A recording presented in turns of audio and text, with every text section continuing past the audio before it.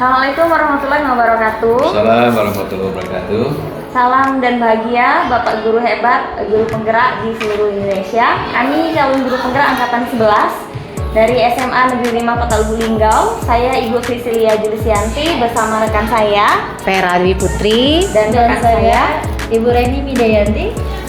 hari ini akan melaksanakan wawancara dengan Kepala Sekolah SMA Negeri 5 Kota Lubuk Linggau terkait tugas calon guru penggerak mengenai dilema etika.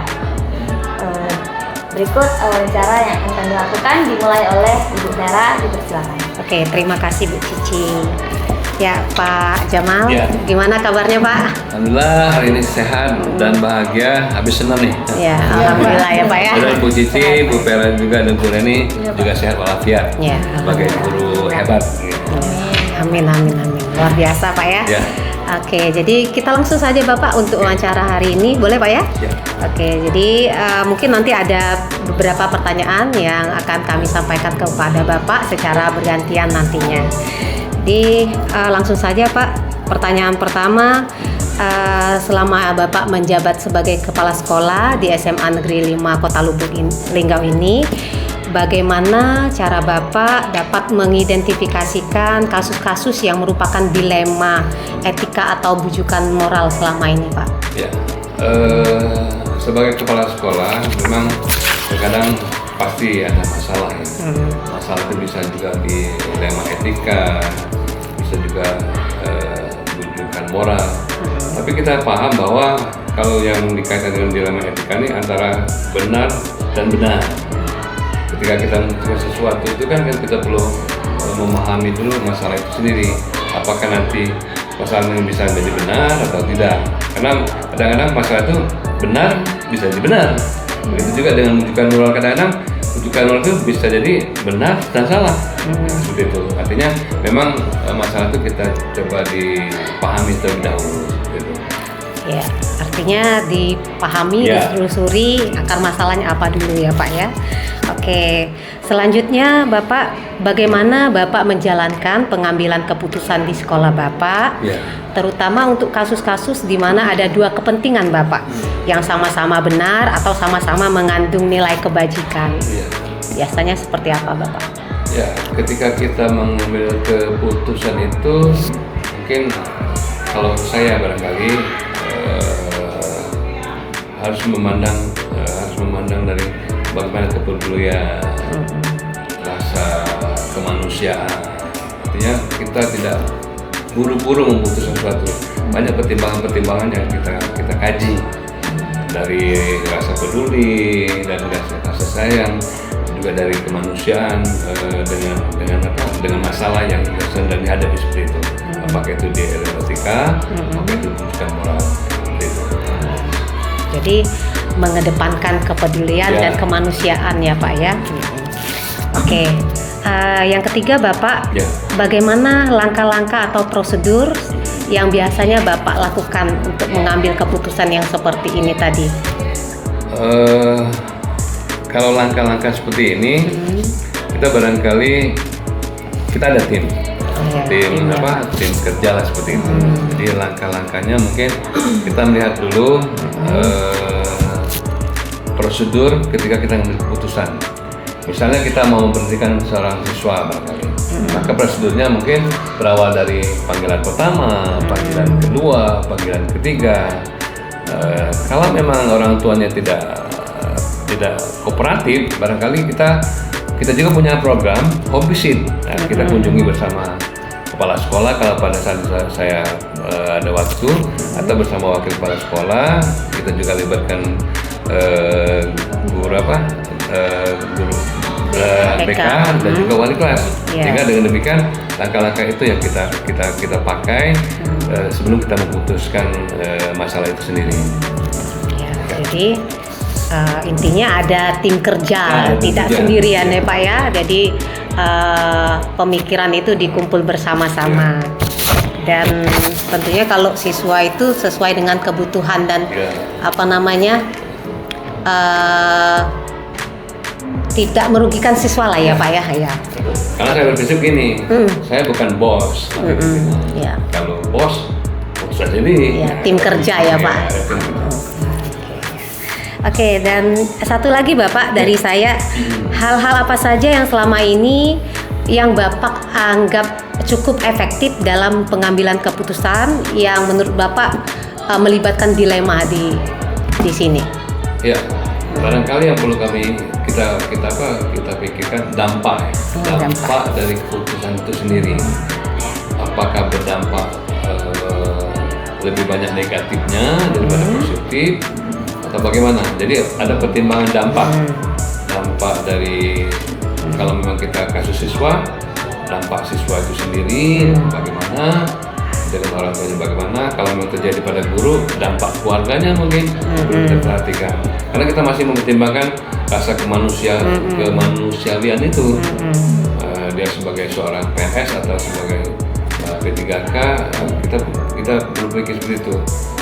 Sehingga dengan demikian jangan sampai salah mengambil sebuah keputusan kalau sudah kita pikirkan bersama-sama. Ya. Artinya kalau bisa dampaknya itu paling tidak minimalisir ya Pak ya. Iya, minimalisir lah dampaknya. Oke, terima kasih Bapak. Mungkin nanti akan dilanjutkan oleh Bu Cici atau Bu Ren terlebih dahulu. Ya. Baik Pak, selanjutnya dalam setiap kasus-kasus dilema etika itu kan pasti ada tantangan-tantangannya ya Pak ya. Kira-kira hal-hal apa yang selama ini merupakan yang menjadi tantangan Bapak dalam mengambil keputusan pada kasus-kasus yang dilema etika gitu Pak? Sebetulnya tantangan itu pengennya ada kepedulian dari misalnya kalau guru kan, ada kepedulian dari guru itu sendiri.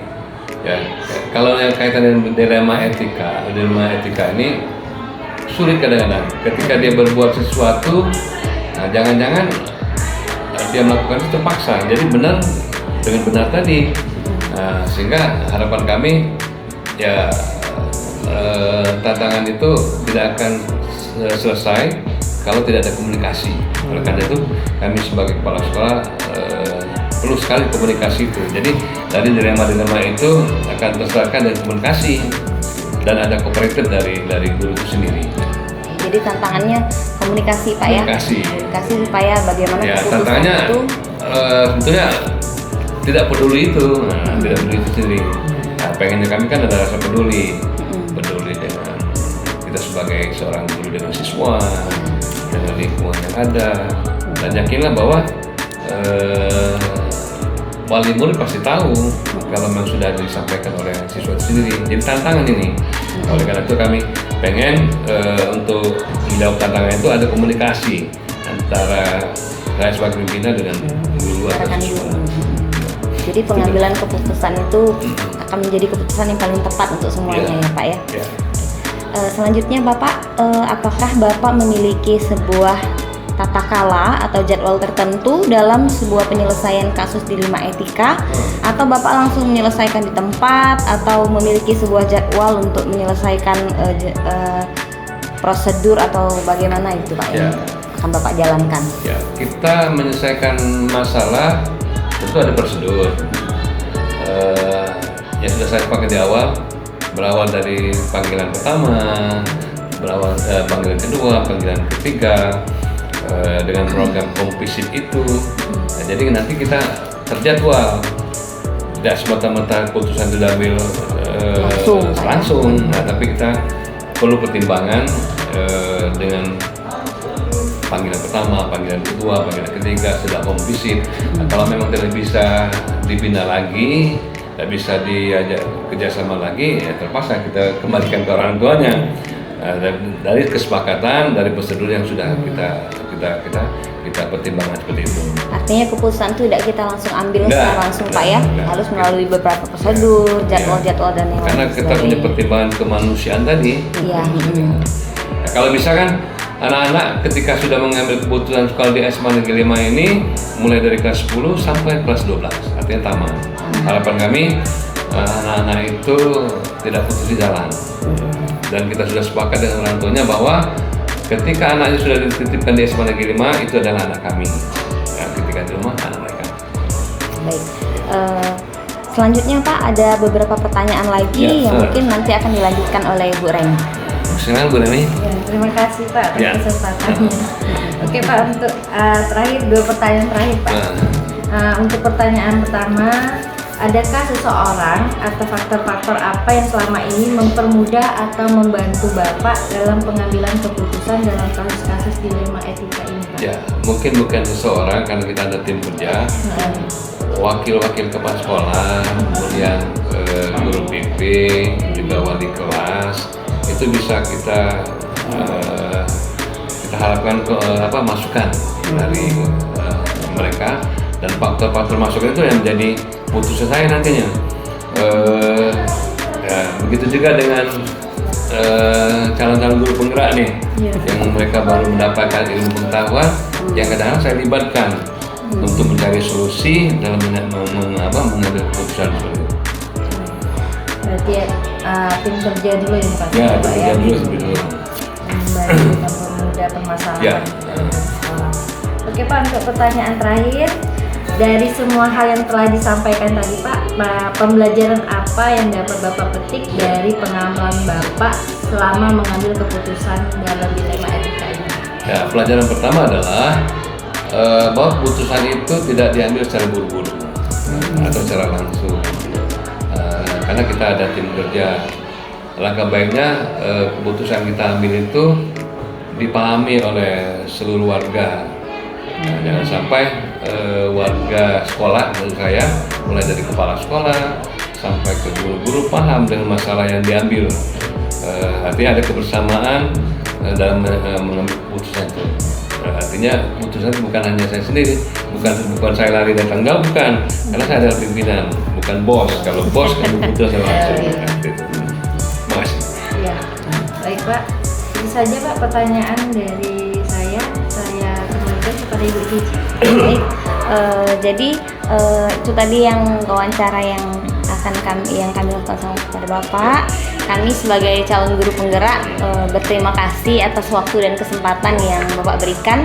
Semoga apa yang sudah Bapak bagikan, pengalaman, ilmu bisa bermanfaat untuk kami semua sehingga bisa menjadi lebih baik lagi Pak. Ya, mudah-mudahan dengan komunikasi kita hari ini atau dalam konteks wawancara bermanfaat Ya, amin. untuk ibu-ibu menjadi guru penggerak di masa yang akan datang, bisa berbagi dengan kawan-kawan yang lain, sehingga ketika bapak ibu-ibu menjadi pimpinan di masa akan datang akan lebih baik. Terima kasih. Terima kasih banyak ya Pak. Ya, terima kasih Bapak. Demikianlah kegiatan wawancara kami calon guru penggerak angkatan 11 guru SMA Negeri 5 Kota Lubuk Linggau kepada Bapak Haji Jamaluddin MPD, ya selaku Kepala Sekolah SMA Negeri Lubuk Linggau.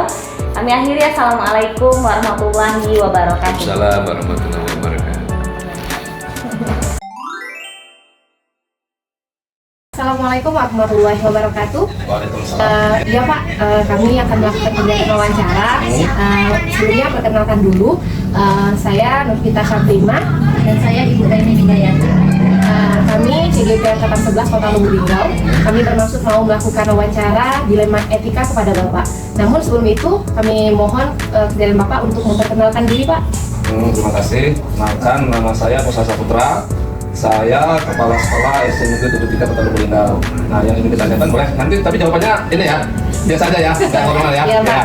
Yang sesuai dengan kejadian di sekolah saya kan. Iya Pak. Terima kasih Pak ya, sebelumnya atas waktu yang Bapak berikan. Baik Pak, langsung saja ya Pak ya. Oke, lanjut. Oke. Selama ini bagaimana Bapak dapat mengidentifikasi kasus-kasus yang merupakan dilema etika Pak atau bujukan moral? Kasus-kasus di sekolah saya ya. Iya Pak. Itu saya mengidentifikasikannya ini Bu, dengan melakukan cross check Bu. Jadi saya itu melakukan umpama ada sebuah kasus, itu saya akan melakukan pengamatan untuk melihat kasus itu apakah benar atau tidak. Nah itu saya mengidentifikasi seperti itu. Oh, jadi langkah pertama itu Bapak mengidentifikasinya ya Pak ya? Saya melakukan pengamatan langsung umpama itu dapat berita kan. Jadi saya langsung melakukan cross check berita itu benar atau tidak, atau itu hoax atau benar, itu kita lakukan pengamatan secara langsung. Oke, baik. Terima kasih Pak. Selanjutnya Pak, bagaimana Bapak dapat menjalankan pengambilan keputusan di sekolah Bapak, terutama kasus-kasus di mana ada dua kepentingan Pak yang sama-sama benar atau sama-sama mengandung nilai-nilai kebajikan Pak? Kalau saya situasi, maksudnya berdasarkan situasi itu melihat situasi di lapangan, sudah itu saya melihat perspektif, jadi perspektif orang yang bersangkutan, guru yang mendalam dan saya sendiri.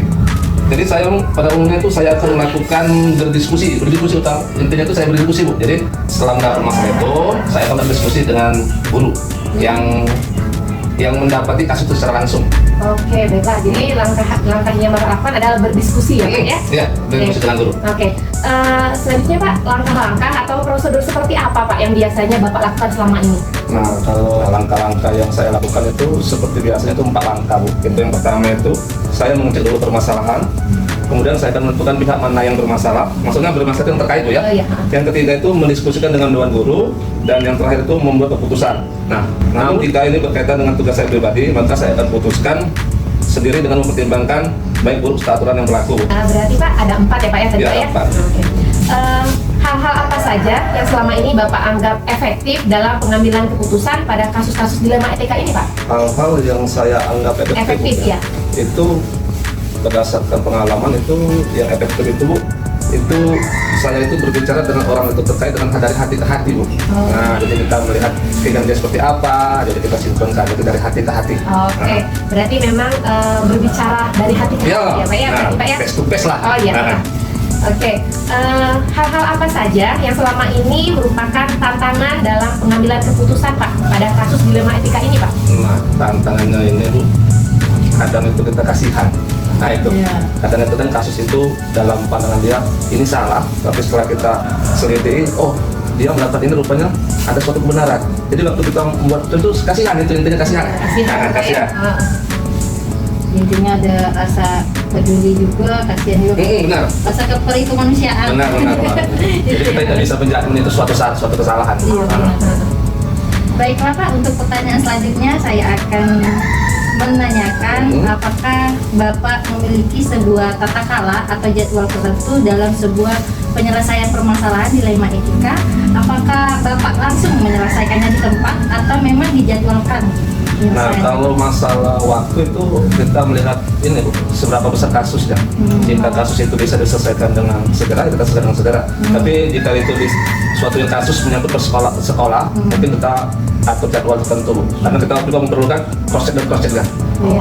Gitu. Jadi dilihat dari kasusnya dulu ya Pak ya. Kalau kasusnya ringan mungkin bisa langsung dalam 1 hari, kita selesaikan hari itu. Berarti disesuaikan lah Pak ya? Disesuaikan. Baik Pak, untuk selanjutnya apakah ada seseorang atau faktor-faktor yang selama ini mempermudah atau membantu Bapak di sekolah dalam pengambilan keputusan? Ini guru ini Bu, karena saya kan kepala sekolah ya. Untuk kepala sekolah itu kan kadang sudah meminta itu guru yang terlibat langsung. Jadi yang saya libatkan itu pasti guru Bu. Karena yang terlibat langsung di siswa itu guru. Jadi saya itu sebagai pimpinan hanya menerima, menelaah dan membuat keputusan. Jadi yang saya libatkan itu dewan guru pada umumnya. Jadi intinya musyawarah dulu ya Pak ya? Ya, musyawarah. Jadi tidak langsung mengambil keputusan dari Kepsek gitu. Jadi dari para Dari bawah. Jadi kita dari top, dari bawah. Iya. Dari bawah ke atas. Dari bottom up. Oh iya. Baiklah Pak, ini ada pertanyaan terakhir. Dari semua hal yang telah Bapak lakukan, pembelajaran apa yang dapat Bapak petik atau Bapak mengambil hikmahnya dari pengalaman bahwa pengambilan keputusan dilema etika ini? Pengalamannya bagaimana? Jadi kalau pengalamannya ini mungkin saya ini jadi kepala sekolah harus tahu 1 tahun Bu ya. Kalau pengalamannya mungkin, jadi kita itu dalam memutuskan sesuatu tidak bisa langsung memutuskan. Ada beberapa hal yang harus kita pertimbangkan. Harus kita lihat dulu permasalahannya di mana, solusinya di mana. Kita harus melihat baik buruknya terhadap sekolah. Jadi kita juga pokoknya intinya ada suatu masalah itu kita selesaikan dengan baik. Kita lihat permasalahan, kita cari solusinya sama-sama. Ya, Apa saja Pak? Ya, terima kasih. Oke, terima kasih Bapak atas Ya. waktunya. Semoga Bapak semakin sukses ke depannya ya Pak ya, Amin. dan dapat memberikan yang terbaik untuk sekolah. Semoga Bapak Ibu juga sukses ya dengan guru penggeraknya. Amin, terima kasih Ya. Bapak. Ya, Ya. katanya di Bapak, wassalamualaikum warahmatullahi wabarakatuh. Waalaikumsalam warahmatullahi wabarakatuh.